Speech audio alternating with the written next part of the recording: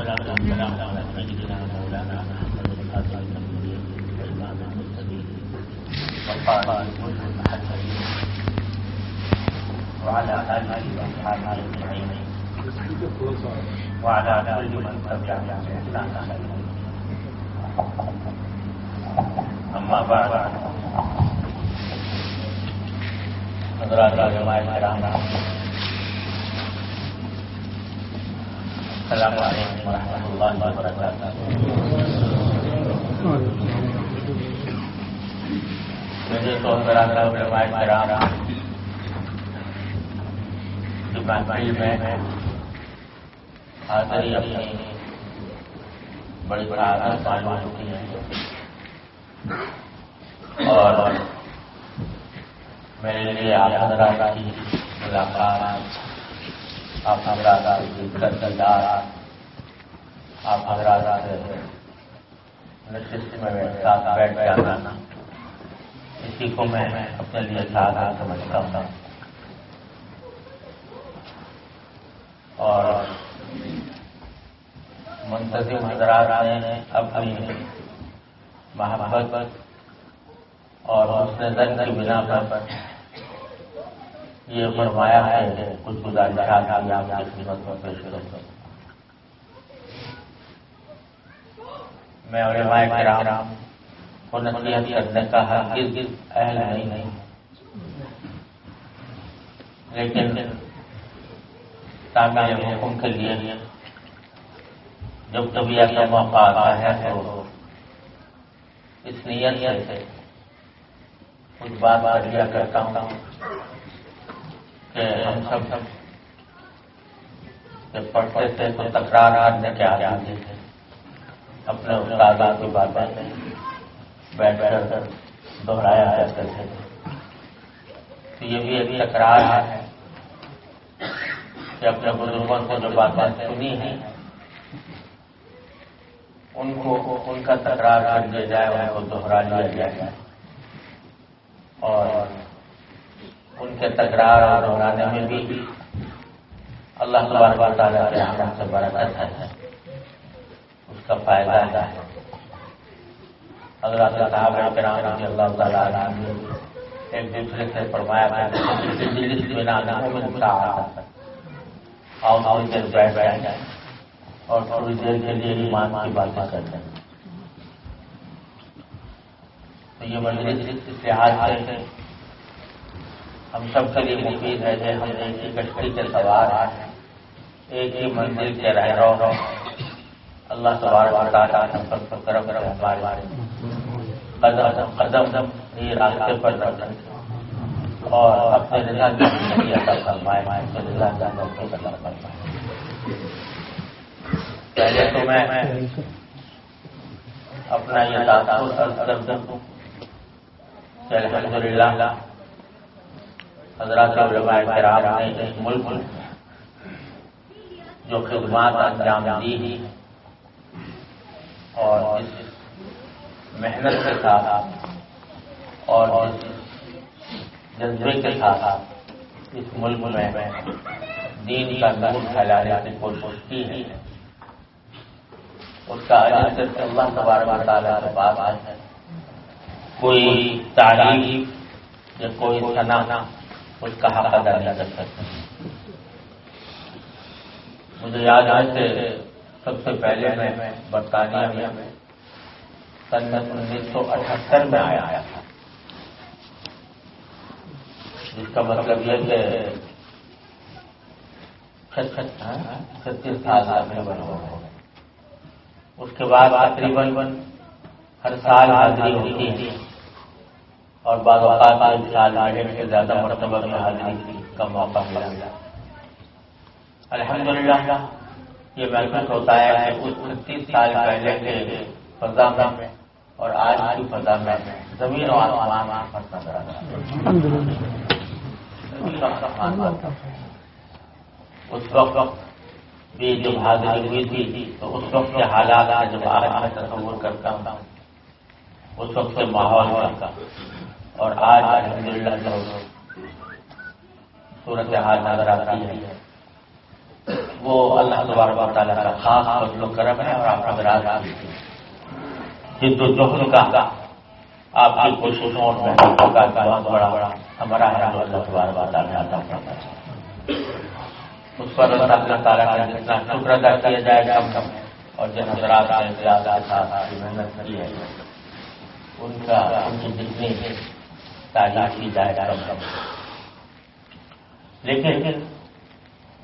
دین کا سفر پر وہ ایک ایسا سفر ہے کہ جو لامتناہی ہے، وہ کسی ایک حد پر رکتا نہیں ہے، وہ ایسا سفر ہے جو ختم نہ ہونے والا ہے۔ اور یہ بات خاص طور پر ان علاقوں میں،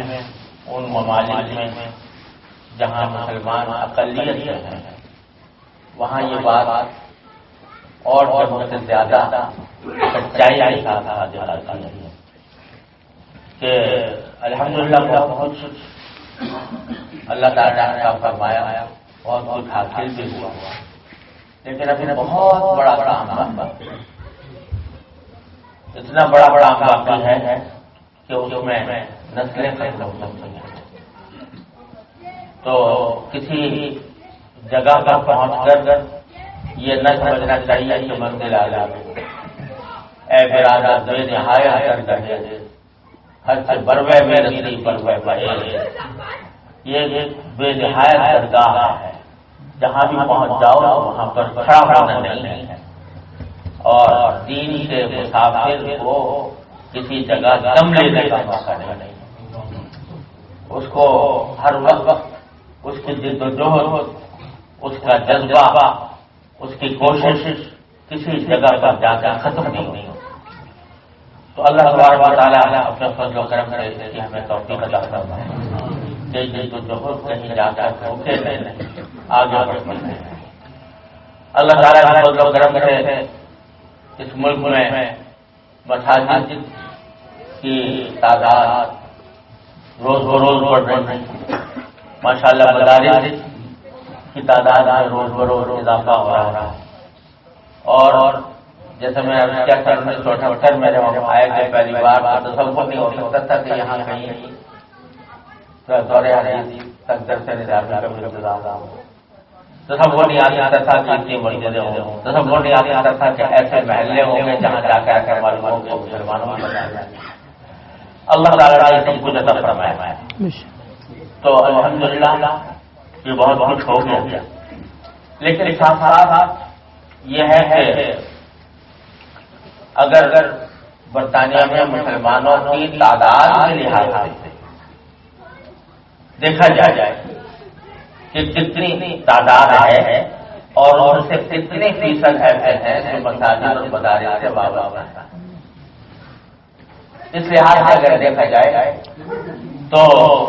ایسا معلوم ہوتا ہے کہ جو کچھ حاصل کیا ہے وہ کرنے کے کام کا شاید 15-20% ہو، یہ شاید ایسے بھی کم۔ مسلمانوں کی اچھی بڑی تعداد الحمدللہ مدارس اور مساجد سے وابستہ ہے، علماء منظور کر رہی ہے، بچے پڑھ بھی رہے ہیں، طالبات بھی پڑھ رہی ہیں۔ آج ماشاءاللہ طالبات دور حدیث سے فارغ ہونے والی طالبات کا تقریب ہو رہی ہے، اور بہت سی جگہوں پر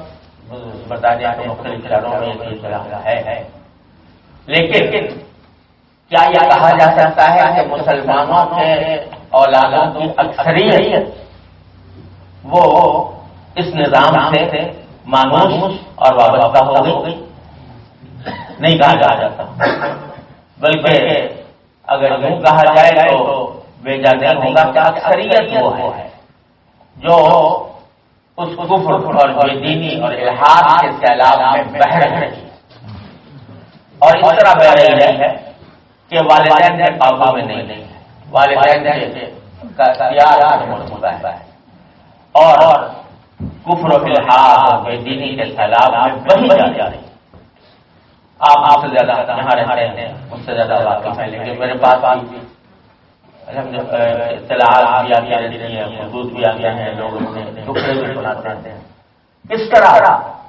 بے دینی کے سیلاب میں ہماری قوم بہی جا رہی ہے. تو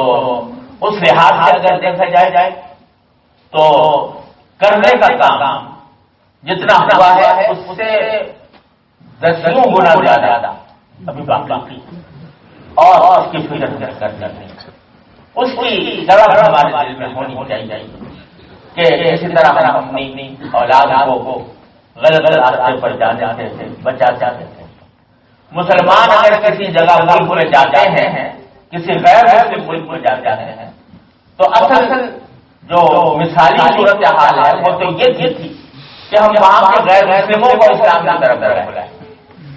وہاں کے غیر مسلموں کو اپنے قول سے, اپنے فعل سے, اپنے کردار سے, اپنے عمل سے ان کو اسلام کی طرف کھینچیں, ان کو جہنم سے آگ بچانے کی فکر کریں اور اس بات فکر کریں کہ نبی کریم صلی اللہ علیہ وسلم فرمایا کہ میں میری مثال شخص کی ہے کہ جس نے آگ جلائی پروانے آ کر گر رہے ہیں, میں کولیاں بھر کر اٹھانا چاہتا ہوں ان کو وہاں سے. تو وہ درد ہمارے دل میں ہو کہ ہم اصل بات یہ تھی کہ ہم غیر مسلموں کو اسلام میں لانے کی فکر اور اس کی تڑپ ہمارے دل میں ایسی ہوتی کہ ہم اس پر ان پر اثر ہوتا ہے. لیکن یہاں وہ منزل تو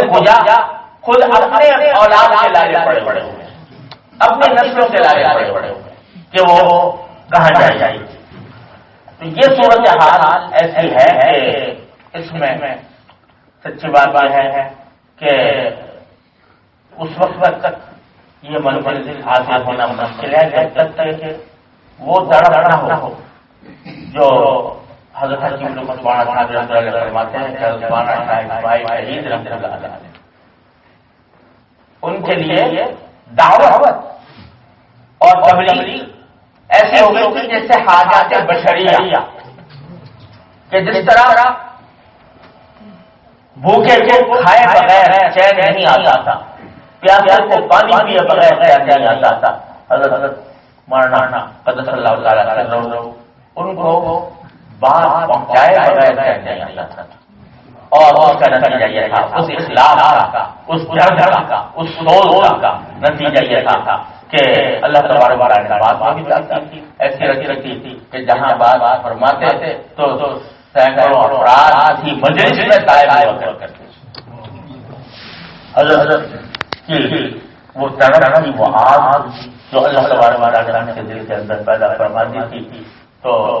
حضرت فرمایا کہ حضرت کی رحمت سے میں نے اپنے والد سے بار سنا کہ داعی کے دل میں جب تک یہ جان نہ ہو اور یہ جذبہ نہ ہو کہ کسی طرح سے بات پہنچا کر دلوں میں اتار, اس وقت تک داعی کا حق ادا نہیں کرتا. یہاں تک کہ طوائف کے مجمع میں معلوم ہوا کہ طوائف کی محفل ہے, ان کا کوئی تقریب منعقد ہے, بھیج بدل کے وہاں اور جا کر آواز لگائی کہ آواز لگائی, وہ طوائف نکل کے آئی. اس نے دیکھا کہ کوئی ایسی درویش آدمی ہے, فقیر تھا, مانگ رہا ہے اللہ کے نام پر. تو اس نے کچھ بے کر رخصت کرنے کی کوشش کی تو کہا کہ یہ فقیر جو ہے وہ اپنی آواز سنے بغیر رہ جائے گا. تو اس نے جا کے اس طوائف جو سردار اس سے جا کہا, اس نے کہا وہ بلا کوئی مزہ ہی رہے گا, مداخلت تھوڑی دیر لگی ہوگی فقیر کے ساتھ. آئے اس طوائف کے مجمع میں کھڑے ہو کر اور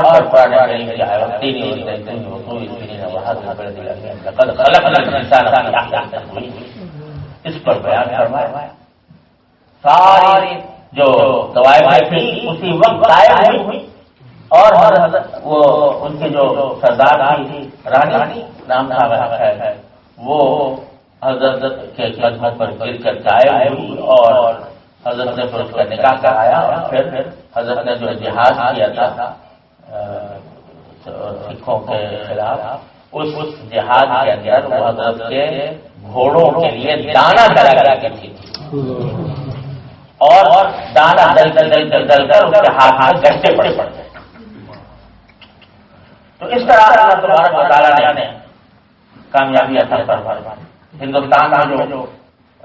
دین نظر آتا ہے، یہ اسلام نظر آتا ہے، وہ درخت حضرت صوفیہ کرام کی دل کی تڑپ ہے جس نے اتنے بڑے بڑے مجبور مسلمان مان لیے. تو بھائی اللہ تبارک و تعالیٰ والا تڑپ ہمارے اندر پیدا کرتا اپنے راہ یہ تڑپ کہ ہم سے ہمارے ذریعے اللہ تبارک و تعالیٰ کسی کو ہدایت کا راستہ دکھا لے. یہ طرف جب پیدا ہو جاتی ہے تو اللہ تبارک و تعالیٰ اس کی برکت کرے، پھر راستے بھی دکھاتے ہیں، راستے بھی سجا جاتے ہیں. کس طرح بات کی جائے، کس طرح لوگوں کو راہ راست لایا جائے، اس کے طریقے وہ بھی اللہ تبارک و تعالیٰ فضل و کرم کے دلوں میں ڈال دیتے ہیں. آج ہمارا مسئلہ ایک تو یہ ہے کہ وہ تڑپ ہمارے دلوں میں نہیں رہی اور تڑپ نہ ہونے کی وجہ سے ہماری کوششوں میں برکت نہیں آ رہی، ہماری کوششوں میں وہ تاثیر نہیں آ رہی کہ جو اس طرح کی موجودگی میں حاصل تھی. دوسری بات جو دراصل ہماری کوششوں کی تاثیر کے لیے رکاوٹ بنی ہوئی ہے، وہ ہمارا اختراع اور اشاعت. ہمارا اختراع اور اشاعت مختلف ٹولیاں ہیں، مختلف گروہ ہیں، مختلف تنظیمیں ہیں، اور ہر ایک نے تنظیم نے اپنا ایک محور بنایا ہوا ہے. دوسروں کے ساتھ وفاقات، دوسروں کے ساتھ مل کر تعاون کے ساتھ ایک یکجہتی کے ساتھ عمل کرنے کے اندر کمی آ رہی ہے. اور وحدت اور اتحاد کا تو اہمیت ہر ایک کو محسوس ہوتی ہے، لیکن اس وحدت اور اتحاد کے لیے میں نے پتہ نہیں کتنی مرتبہ حضرت والد ماجد رحمۃ اللہ علیہ سے یہ حضرت حکیم الامت کے حوالے سے حضرت حاجی امداد اللہ صاحب مہاجر برسی رحمۃ اللہ علیہ کا یہ قول ہونا، یہ ارشاد ہونا کہ اتحاد کے لیے دو بنیادی شرط ہیں، ایک ایثار اور ایک تباہ. اور جہاں کہیں وحدت ٹوٹتی ہے ان میں سے کسی ایک چیز کے فساد تواضع اور ایثار. تواضع اس لیے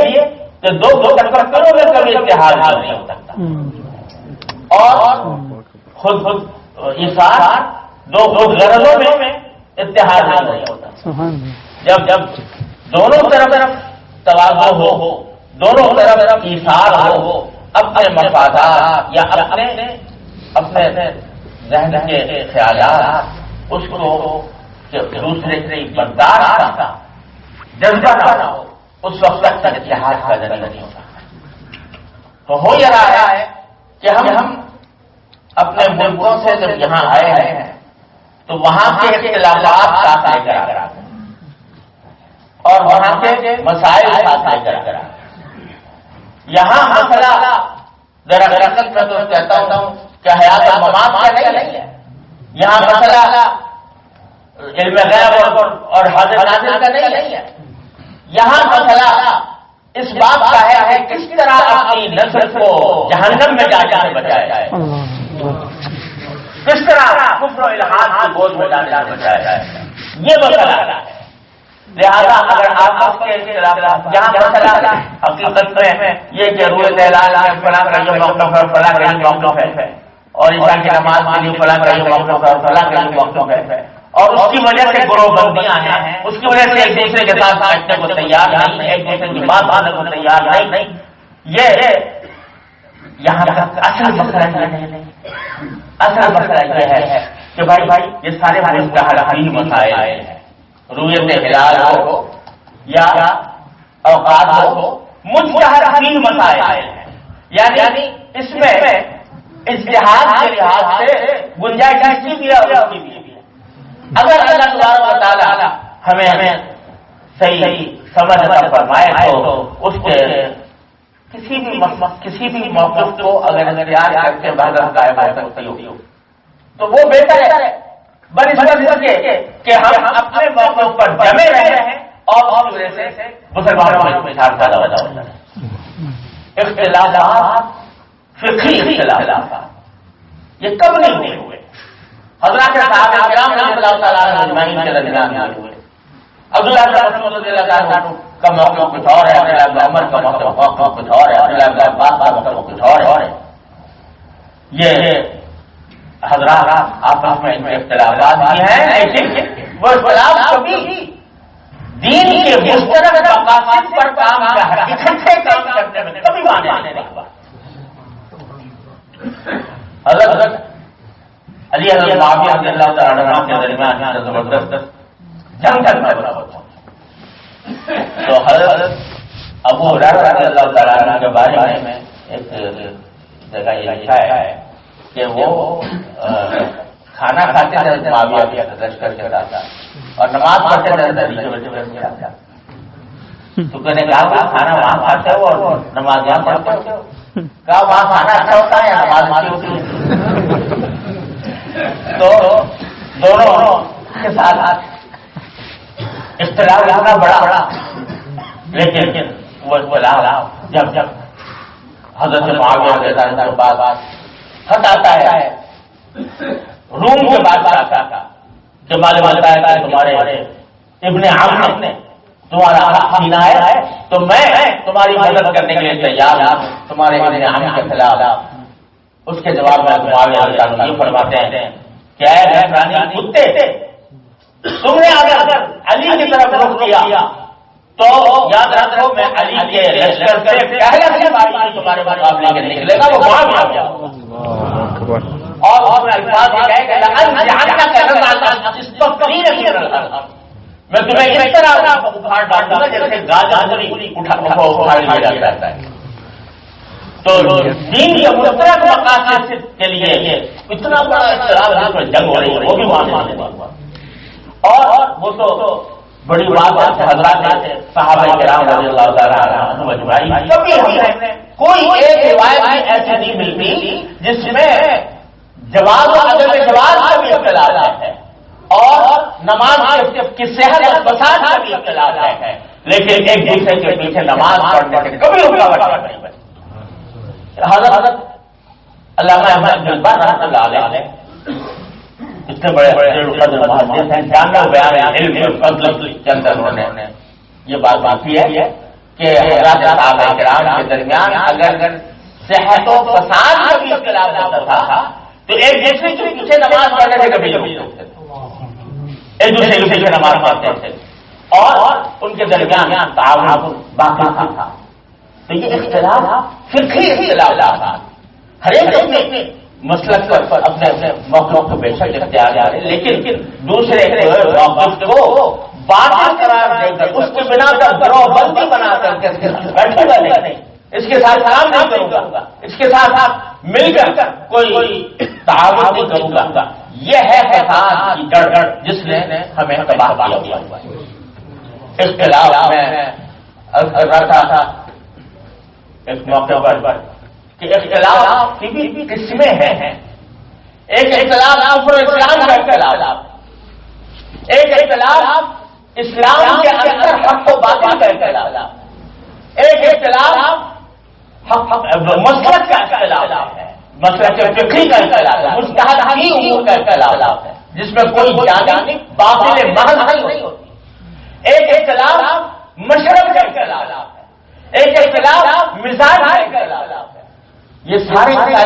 ان سب کو ایک جاتے سے ہاتھ رکھنا اور اس کی بنیاد پر گروہ بندیاں قائم کر لینا، اس لیے ہمیں تباہ کیا ہوا ہے اور اس نے ہمیں ہماری قوت کو پارا کر کے رکھ دیا۔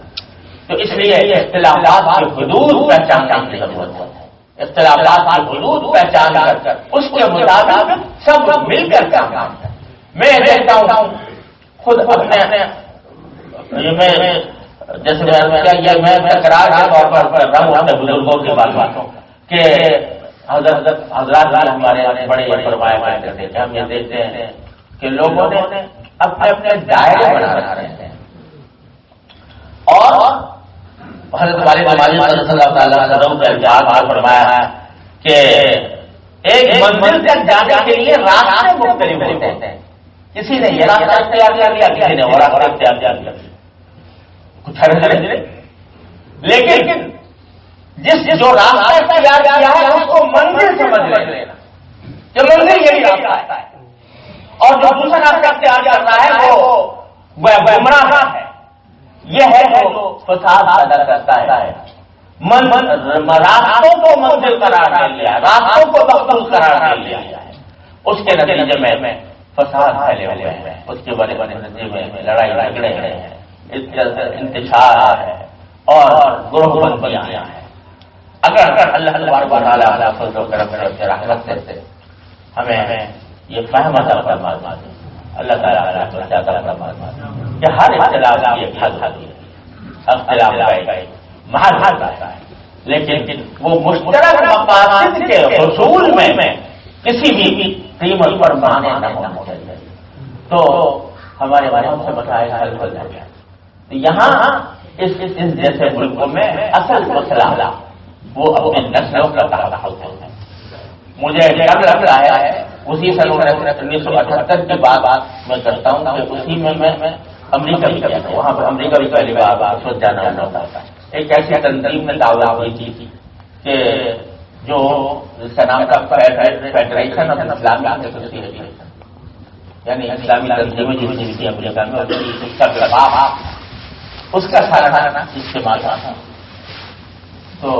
ہم فیڈریشن آف اسلامک ایسوسیشن کے ساتھ لے کر وہاں پر گئے تھے. جب وہاں پہنچے تو عجیب و غریب منظر نظر آ رہا ہے. رات کے وقت میں وہ ڈنر تھا, تو ڈنر میں پہلے تو اعلان ہوا کہ جو حضرات حلال کھانا چاہتے ہوں وہ مچھلی کھائیں. پہلے تو اعلان, جو حلال کھانا چاہتے ہوں وہ مچھلی کھائیں. دوسرے اس کے بعد جو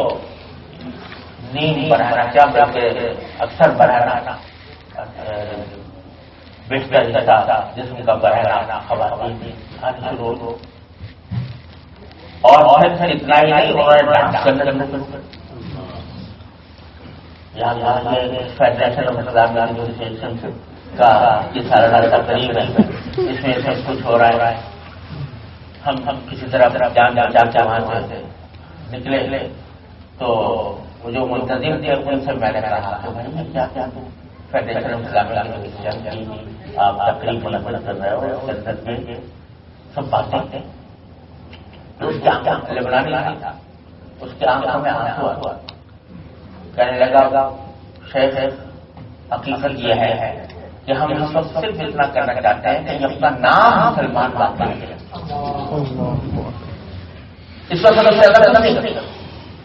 اس وقت ہم صرف اس کا دعویٰ کر رہے ہیں کہ اپنے آپ کو مسلمان کہیں, کرتے جو چاہے کرتے رہیں. اس لیے کہ ان لوگوں کی نسلیں ہیں کہ جن کے پتہ نہیں کتنے بڑے بڑے خاندان جو ہے مرتد ہو رہے ہیں. اس لیے ہم اس کو غنیمت سمجھتے ہیں کہ مسلمان کہتے ہیں چاہے ڈانس کرے, چاہے حرام کھائیں, چاہے بہنا رہے, لیکن کم از کم نام کو مسلمان ہے. اللہ تو یہاں تک نوبت پہنچی ہوئی تھی. اللہ تبارک و تعالیٰ انجام ہماری حفاظت کرتا ہے. تو اس کا گھر, اس کی فکر جو ایک بڑی الحمدللہ ایک بڑی تعداد ہمارے اسکولوں میں آنے لگی, ہمارے مدارس میں آنے لگی, لیکن کتنے بڑی تعداد ہے جو عام اس تعلیم گاہوں میں جا رہی ہے اور وہاں کیا اس کو پڑھایا جا رہا ہے اور وہاں کیا سیکھ رہی ہے, اس کی فکر میں کیا کریں, یہ سر جوڑ کر بیٹھ کی اس پر ضرورت ہے کہ وہاں اس کی تحفظ کے لیے ہم کیا کیا کرتے ہیں, کیا ہمارے پاس ذرائع ہیں, کیا ہم اگر ہو سکتا ہے کہ مجھے نہیں معلوم، میں تو یہاں کے حالات قوانین سے پوری طرح باخبر نہیں، لیکن بہت سی باتیں ایسی بھی ہوتی ہوں گی کہ جن کے بارے میں ہم کوئی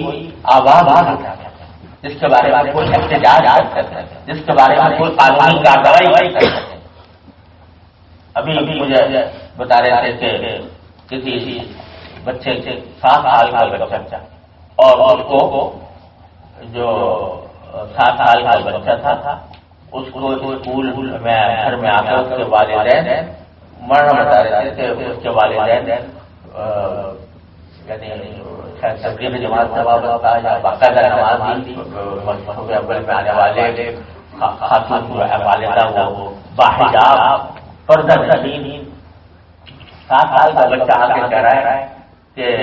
میں تو اپنے فلاں دوست کے ساتھ شادی کروں گا، دوست لڑکے سے شادی کروں گا۔ اس نے کہا بھائی تو کیا بات کر رہا ہے کہ ہاں میرے ٹیچر نے نہیں بتایا کہ میں اپنے دوست کے ساتھ شادی کروں، مرد کے ساتھ شادی کر سکتا ہے۔ اس نے کہا بیٹا اگر مرد کے ساتھ شادی کرے گا اولاد کہاں سے آئے گی؟ کہا میں ٹیچر نے کہا اگر اولاد نہ ہو تو کتاب پال لے لینا، کتے کو اولاد بنانا۔ تو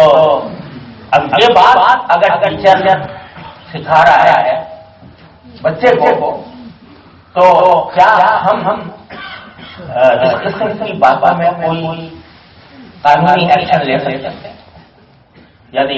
یہ کہتے ہیں ہمیں قانونی اعتبار سے کیا ٹیچر کو یہ کہنے کا حق ہے،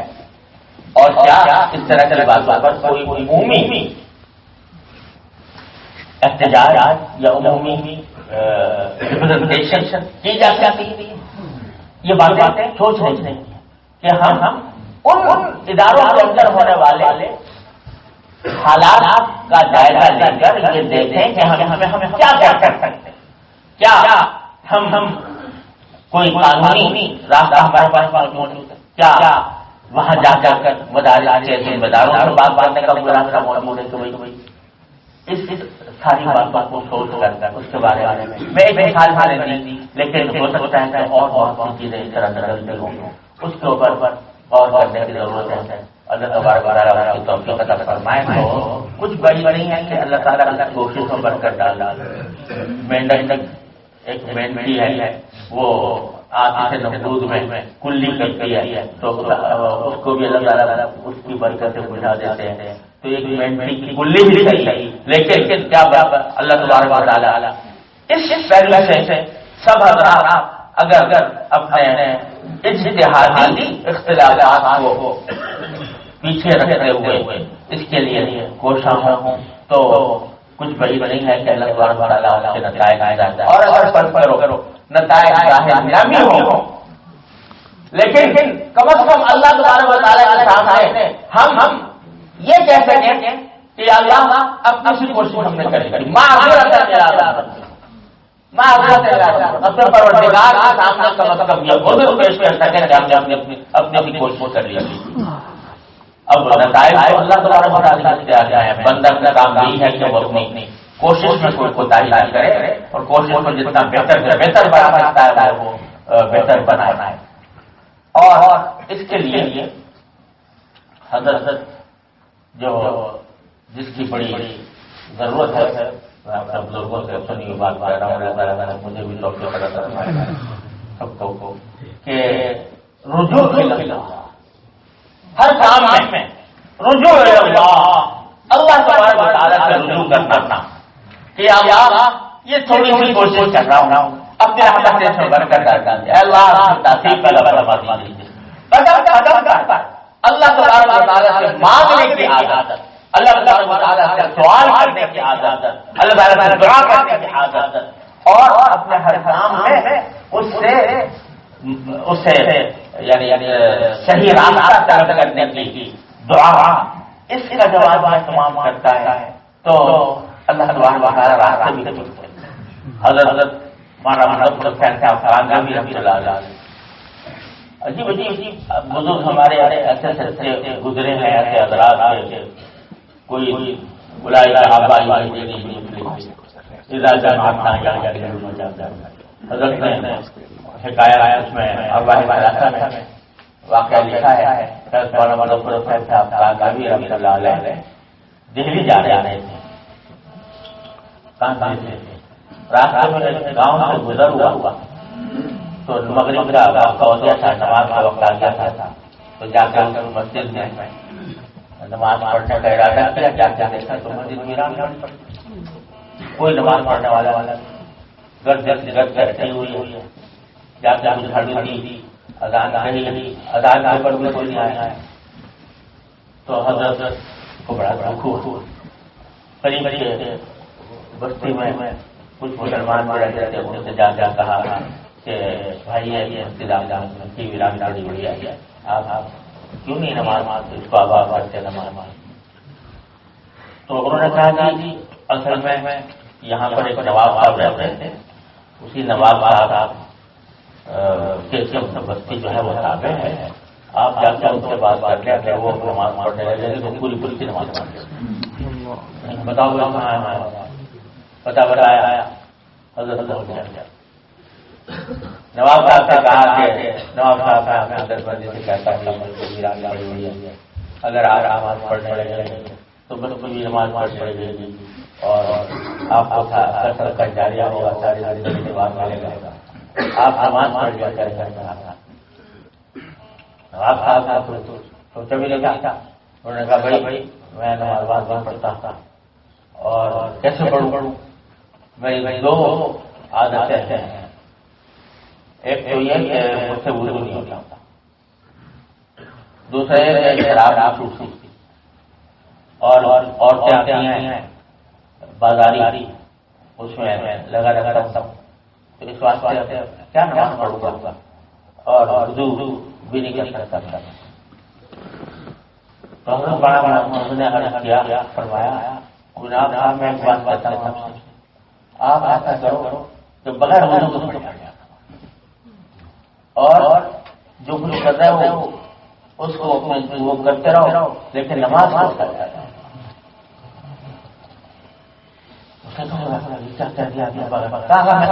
بغیر لیکن آ جائے حضرت وہاں سے نکلے، اسی مندر میں گئے، 2 رکعتیں پڑھی اور سجدے میں خوب روئے۔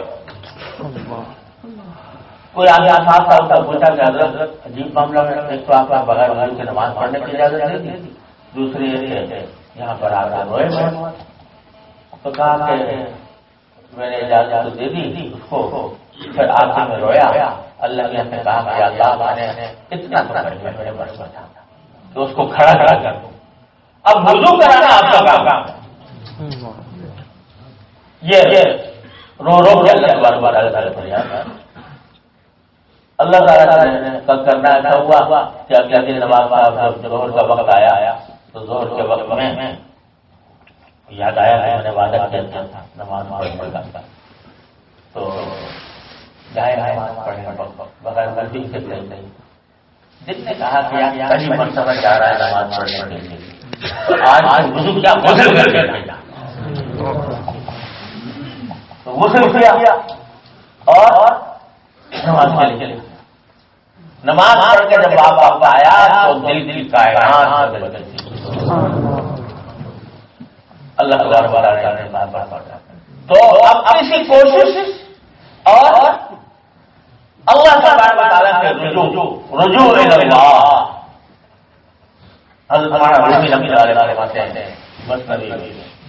کہ گھر کے رکھنا نہیں اس عالم کا پردیل، گرچہ رکھنا نہیں عالم کا پردیل، خیر یوسف وار نہیں پایا نبی، کہ حضرت یوسف علیہ السلام جب زلیخا نے دورے ڈالے تو پتہ تھا کہ سامنے دروازوں کے اوپر تالے پڑے راستہ نہیں ہے نکلنے، لیکن سوچا کہ میرے بس میں اتنا ہے کہ دروازے تک پہنچ جاؤں، دروازے تک دوڑ جاؤں، دروازے سے تالے کھولنا وہ میرا کام نہیں، وہ اللہ میاں کا کام ہے،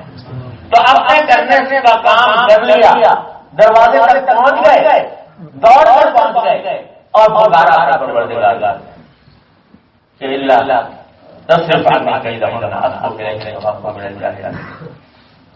یہ اللہ تعالیٰ سے مانگا اللہ تمہارا فرماتے ہیں کہ اگر کے رکھنا نہیں سال دی، اگر اس دنیا کے اندر تمہیں نکل کے رکھنا نظر نہیں آ رہا کہاں سے نکلوں، لیکن یوسف علیہ السلام کی طرح کبھی بھی دوڑ کر کم از کم دروازے تک چلا جانا چاہیے. پھر یوسف تو اپنے ہر کام میں رجوع اللہ، یا اللہ یہ کام کرنے جا رہا ہوں اپنے رحمت سے اس کو میرے لیے اس میں تعلیم پیدا فرما دیجیے، اے اللہ اس کے اندر برکت ڈال دیجیے، اے اللہ کا صحیح راستہ میرے دل میں القاء فرما دیجیے. یہ اگر عادت پڑ جائے رجوع اللہ قدم پر،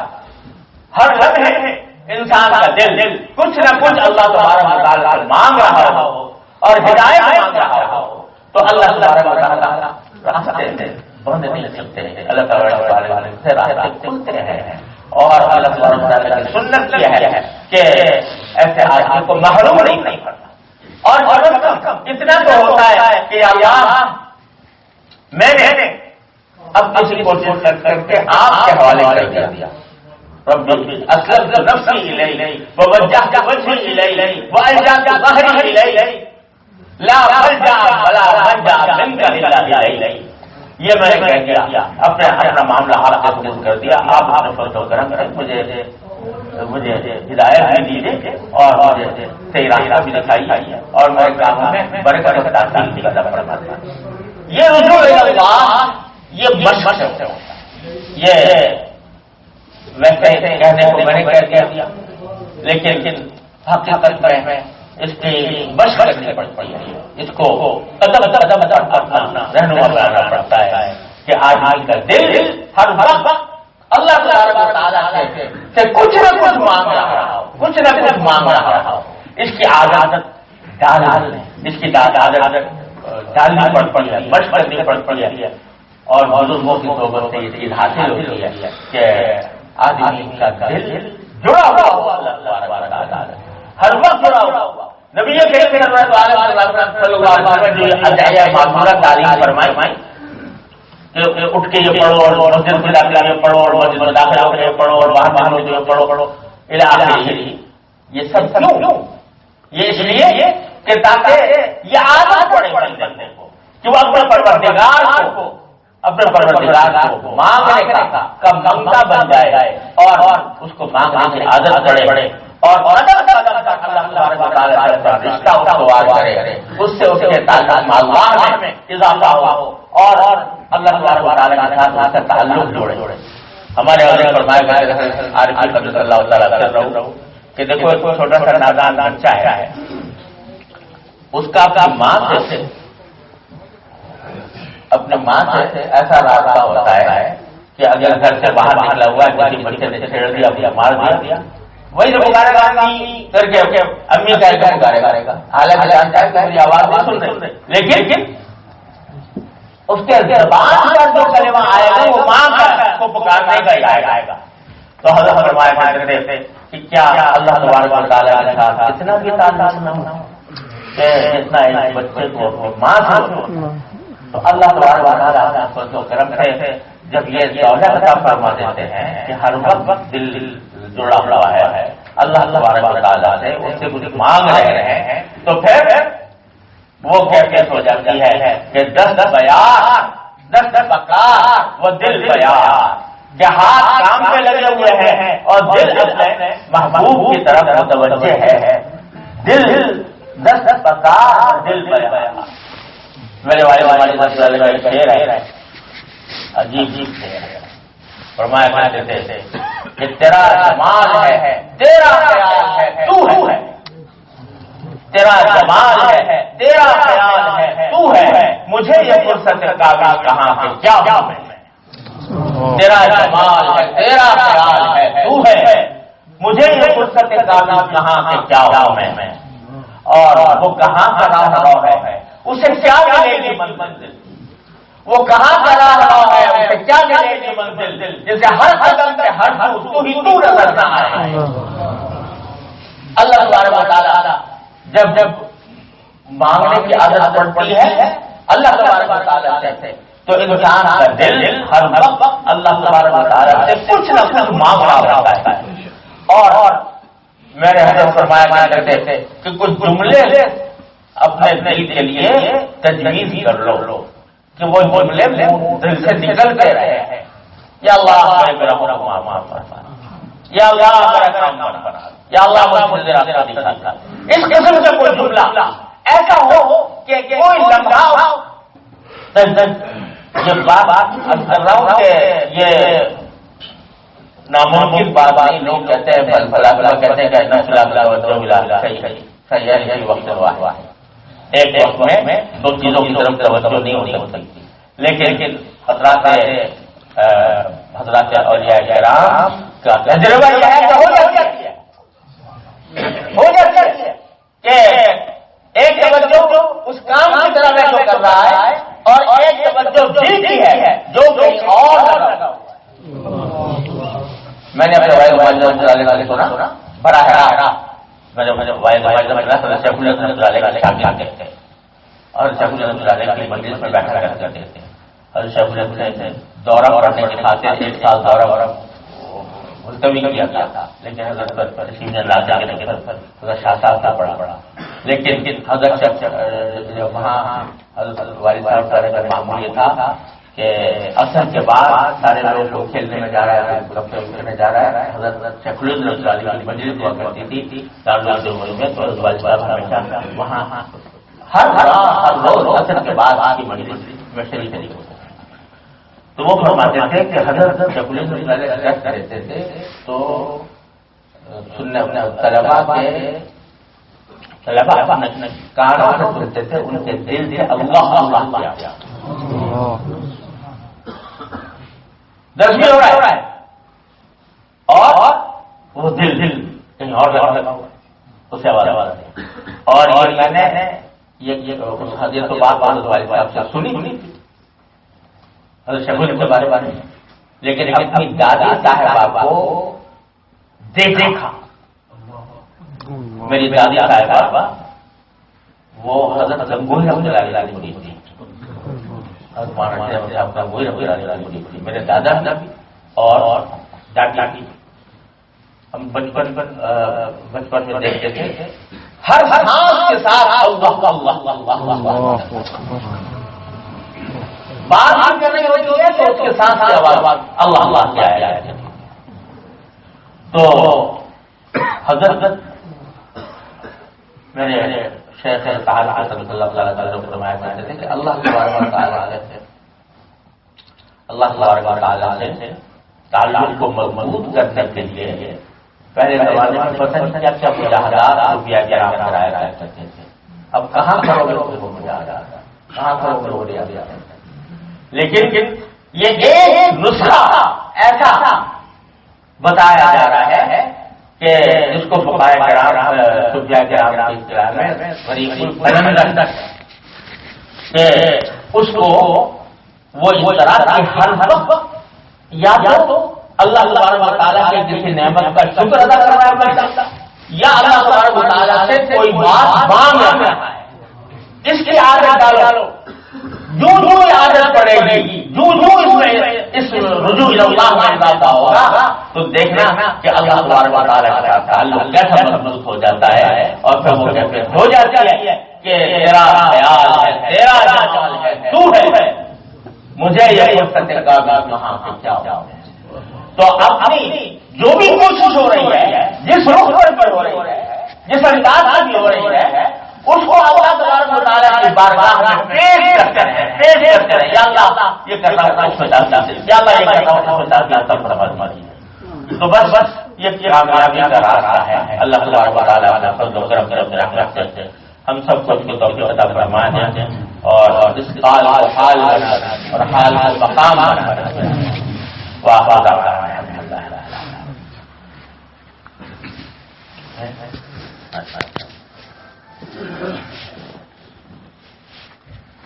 ماشاء اللہ۔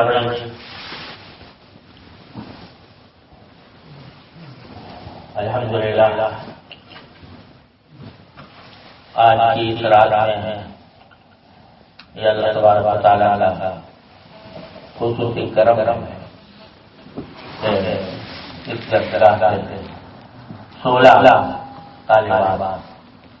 دورہ حدیث کی تکمیل کر چکی ہیں اور آج ان کو ان کی تکمیل کی تقریب ہے اور انشاءاللہ کل صحیح بخاری کا رسمی اختتام کا بیان کل ہوگا رہا اور یہ معلوم کر کے بڑی مسرت ہوئی کہ الحمدللہ یہ طالبات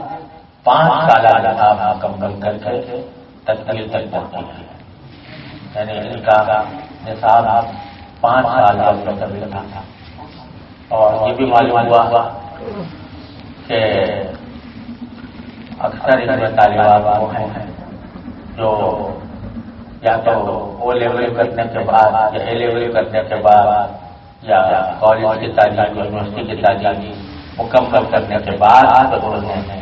درس نظامی کی تعلیم حاصل کی اور اچھی بڑی عمر کی خواتین بھی اس میں شامل ہیں اور انہوں نے یہ تکمیل کی ہے اور یہ بھی معلوم ہوا کہ نصاب الحمدللہ درس نظامی کے جو بنیادی مضامین ہیں وہ سب پڑھائے گئے ہیں اور اس کی خصوصی نگرانی کی گئی ہے کہ ان کی استعداد مضبوط ہو اور عربی زبان کے اندر بھی عربی الفاظ کے اندر بھی اور عبارت کی صحیح درستی اور عبارت صحیح پڑھنے کا طریقہ یہ سب کچھ سکھایا گیا ہے۔ تو اللہ تبارک و تعالیٰ کا نام و کرم ہے کہ 16 طالبات اس میں فارغ ہو رہی ہیں۔ اس پر ان کے والدین ان کے سرپرست وہ خود اور ان کے اساتذہ اور استانیہ معلوم ہوا کہ ماشاءاللہ پڑھانے والی استانیہ بھی اسی ادارے سے فارغ التحصیل ہیں اور انہوں نے ان کو پڑھایا ہے اور وقت دور حدیث کے اسباب میں مرد اساتذہ نے حصہ لیا ہے۔ تو میں تہہ دل سے ان خواتین طالبات کو مبارکباد پیش کرتا ہوں، ان کے والدین سرپرستوں کو بھی، ان کے اساتذہ اور ساتھیوں کو بھی اور اللہ تبارک و تعالیٰ سے دعا ہے کہ اللہ تبارک و تعالیٰ کے علم و عمل میں برکت عطا فرمائے۔ اس موقع پر ان طالبات سے صرف اتنی گزارش کرنی ہے کہ اللہ تبارک و تعالیٰ کے انعام و کرم پر شکر ادا کرنے کا اہتمام ہے۔ جب کسی نیک عمل کی تکمیل ہو رہی ہے تو اس میں 2 کام کرنا چاہیے، 2 کام ہیں۔ ان 2 کاموں کے نتیجے میں اللہ تبارک و تعالیٰ کام کے اندر برکت کرتا ہے۔ ایک اس کی توفیق پر اللہ تبارک و تعالیٰ کا شکر اور ایک اس کے دوران جو کوتاہیاں ہوئیں ان پر استغفار۔ جو توفیق اللہ تبارک و تعالیٰ نے فرمائی اس پر شکر کہ اللہ آپ نے اپنے فضل و کرم سے اس کام کی توفیق عطا فرمائی تاکہ ناشکری نہ ہو، اور ایک استغفار کہ اس میں جو کچھ کوتاہیاں ہوئیں اللہ کو معاف فرمائے۔ بعض اوقات ہم اپنے کسی نیک عمل کی ناقدری اور ناشکری میں مبتلا ہو جاتے ہیں۔ مثلا نمازوں کے اندر بکثرت سب کو جو واقعہ پیش آتا ہے کہ نماز پڑھی لیکن دل کہیں دماغ کہیں خیالات کہیں اور جا رہے ہیں، خشوع جس کو ہونا جیسا ہونا چاہیے ویسا نہیں ہوا۔ اس کی وجہ سے بعض اوقات ہم اپنی عبادتوں کی جو توفیق ہوئی ہے اس کی ناشکری میں مبتلا ہو جاتے ہیں۔ کہتے ہیں یہ ہماری نماز کا ہے، 2 منٹ ٹکرے ہماری، یہ نماز کا ہے، یہ تو بیکار چھل کود ہو گئی ہے، اس قسم کے الفاظ استعمال کرتے ہیں۔ یہ بڑی ناقدری کی بات ہے۔ ارے جب توفیق ہوئی اللہ تعالیٰ کی طرف سے تو پہلے اس توفیق کا شکر تو ادا کرو کہ نہ جانے کتنے ہیں جن کو یہ توفیق بھی نہیں ہے۔ اس نماز کی جو بدائے کو تم کو چھل کود کہہ رہے ہو، جس کو اٹھک بیٹھک کہہ رہے ہو، جس کو یہ کہہ رہے ہو کہ یہ بے اثر اور بے روح نماز ہے، اس کی بھی توفیق نہیں۔ اللہ تبارک و تعالی نے توفیق عطا فرمائی، پہلے اس کا شکر ادا کرو۔ میرے حضرت عارف صلی اللہ علیہ وسلم ایک مرتبہ تشریف فرماتے تو ایک صاحب آئے، آ کر کہنے لگے کہ حضرت کیا کروں، یہ نماز جو ہے ہماری تو بے روح نماز ہے، اور یہ سجدہ جو ہے ایسا لگتا ہے سجدہ کیا کرتے ہیں، یہ پریشانی دیکھ لی مگر برے خیالات، گندے خیالات، فحش خیالات سجدے کے اندر آ رہے ہیں، کیسا سجدہ ہے یہ ہمارا، یہ تو کیا کریں؟ تو حضرت نے فرمایا کہ بھائی ہاں ٹھیک کہہ رہے ہو، یہ جو سجدہ ہے جس میں بہت گندے خیالات آتے ہیں، بہت فحش خیالات آتے ہیں، خراب خیالات آ رہے ہیں، یا اللہ تعالیٰ کا جو لائق ہے، ایسا کرو یہ سجدہ مجھے کرو، یہ خراب سجدہ، یہ گندا سجدہ مجھے کرو۔ کیا بات کہا کہ کہہ رہا ہوں تو کہہ رہے ہو یہ سجدہ یہ گندا ہے، خراب ہے، تو اللہ میاں کو کہتے ہیں لائق ہونے کسی مخلوق کو کرو جی مخلوق کہا پتہ چلا کہ پیشانی کو سوائے ایک درگاہ سے کہیں اور ٹک نہیں سکتی، یہ تو ایک ہی درگاہ میں ٹکے گی، وہ کیسا بھی ہو سجدہ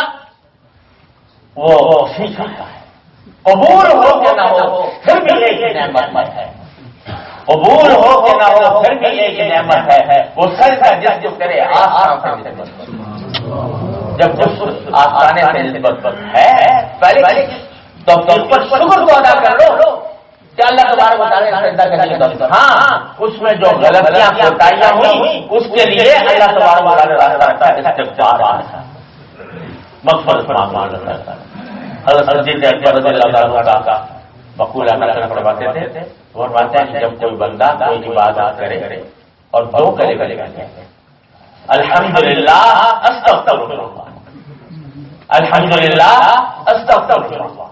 تو شیطان کہتا ہے میری کمر دو، کیوں؟ اس لیے کہ شیطان کو کے بہکانے کے دو راستے ہوتے ہیں، ایک یہ کہ وہ اس نعمت کی یا تو ناقدری میں مبتلا ہو جائے یا نام میں مبتلا ہو جائے، غرور میں یہ بڑا عمل میں کر لیا، بڑا تیر میں نے مار دیا، تو الحمدللہ اس کا علاج یا اللہ آپ کی توفیق پر شکر ہے، آپ کی توفیق نہ ہوتی میرے بس کا کام نہیں، اللہ اگر توفیق نہ دے انسان کے بس کا کام نہیں، تو شکر ہے آپ کی توفیق، لہذا اس نے غرور اور کبر کی جڑ کاٹ دی اور ساتھ میں اللہ تعالیٰ کی توفیق کی ناقدری کی جڑ کاٹ، الحمدللہ۔ اور اگر یہ خیال ہو کہ بھائی اس میں ہم نے صحیح طریقے سے ہم بجانے لائے تو استغفر اللہ، یہ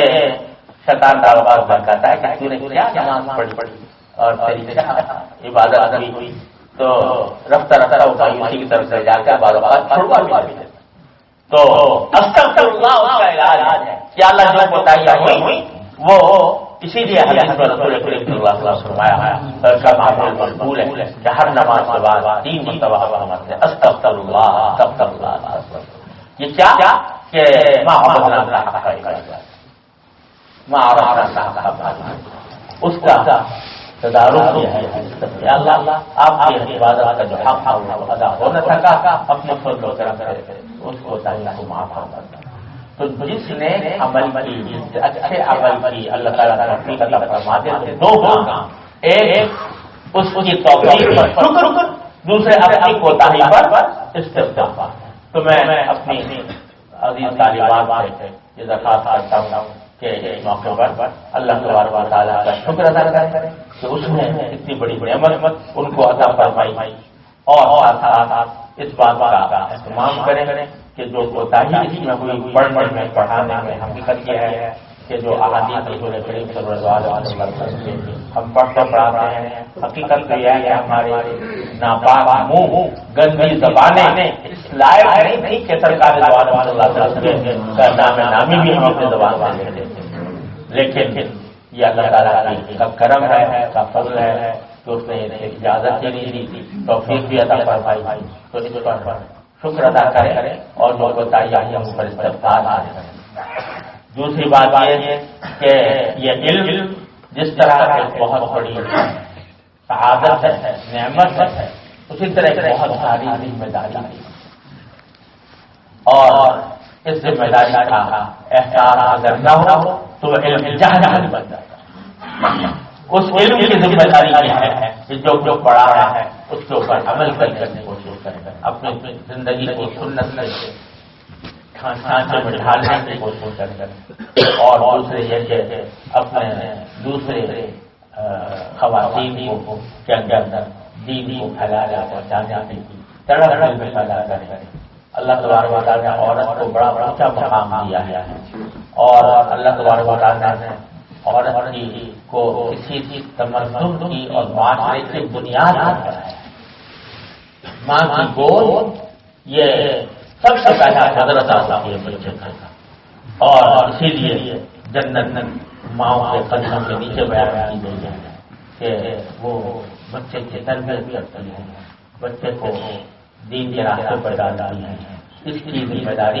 خاص طور پر ان خواتین کو جن کو اللہ تعالیٰ نے علم کی دولت سے نوازا، ان کو بڑی ذمہ داری اور تو اپنی آئندہ زندگی میں اپنے آپ کو دین کی تعلیم و تربیت کے لیے اور تبلیغ و دعوت کے لیے وقف کریں، ان کی زندگی کا ایک لمحہ اس کام میں خرچ ہو تو اس کے لیے اپنے آپ کو تیار کریں، اس کے لیے قربانی دینی بڑے قربانی کے لیے تیار ہیں، اور اللہ تبارک و تعالیٰ سے مانگتے رہے ہیں کہ اللہ ہمیں علم کا صحیح حق ادا کرنے کی توفیق عطا فرمائے، اور کے ذریعے جو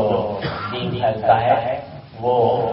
بڑا مؤثر اور بڑا دیرپا ہوتا ہے۔ میں کیا کرتا ہوں کہ آج بڑے جتنے بڑے بزرگان دین، محدثین، مفسرین، فقہاء ہیں، ان کو تو سب جانتے ہیں، امام ابو حنیفہ، امام شافعی، امام بخاری، امام مسلم، لیکن جن ماؤں نے ان کی تربیت کی ان کا نام کوئی نہیں جانتا۔ تو اللہ تبارک و تعالیٰ نے لیکن ان کے لیے یہ سال رتبہ رکھی ہے کہ جس کی شہرت ہو جاتی ہے اس کو تو دل میں کبھی شیطانی وساوس بھی آ سکتے ہیں شہرت کے نام بڑی کے، لیکن جو خاموش خدمت انجام دیتی ہے جو عورت، وہ اس کے لیے تو اخلاص اور فائدہ ہی فائدہ